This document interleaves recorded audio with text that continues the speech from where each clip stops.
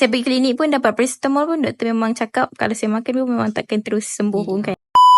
Hari ni kita ada satu kes gigi bongsunya tenggelam. Tenggelam je, betul. Ada sisa makanan lagi kat bawah ni yang sangkut. Tenggelamnya macam mana tu boleh tunjukkan dalam gambar tu. Macam tu. Okay.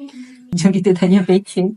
Sebenarnya dah berapa lama dah dia sakit gigi bongsu tu? Start sakit gigi bongsu ni start pada bulan Jun 2024. And tu first time sakit lah. Saya pergi ke klinik untuk check up apa semua kan. Doktor pun dah advise untuk buang. Tapi appointmentnya tu still tak dapat.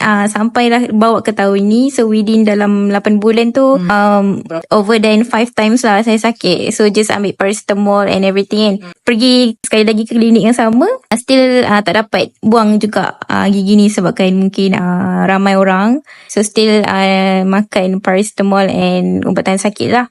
Sebab tu saya datang ke sini untuk buang. Okay, soalan saya, sepanjang awak makan paracetamol tu, biasanya berapa lama dia ambil masa untuk dia sembuh? Bekak kan? Ya.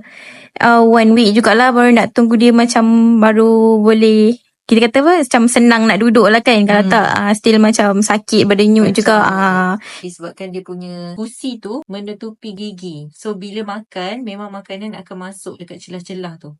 So that's why dia jadi bengkak. So kita panggil dia, kalau untuk problem awak ni, operculitis. Dia memang ada nama dia lah. Awak makan, gusi tu dia macam terbuka, tutup macam tu. So that's why makanan tu dia masuk kat bawah tu. Tapi bila awak nak bersihkan, awak tak boleh nak keluarkan semua makanan yang ada dekat bawah gusi tu. That's why dia jadi bengkak. So bila dia bengkak, dia akan jadi sakit kat sini. Sebab sometimes yang gigi atas dia akan terkena gusi yang bengkak ni.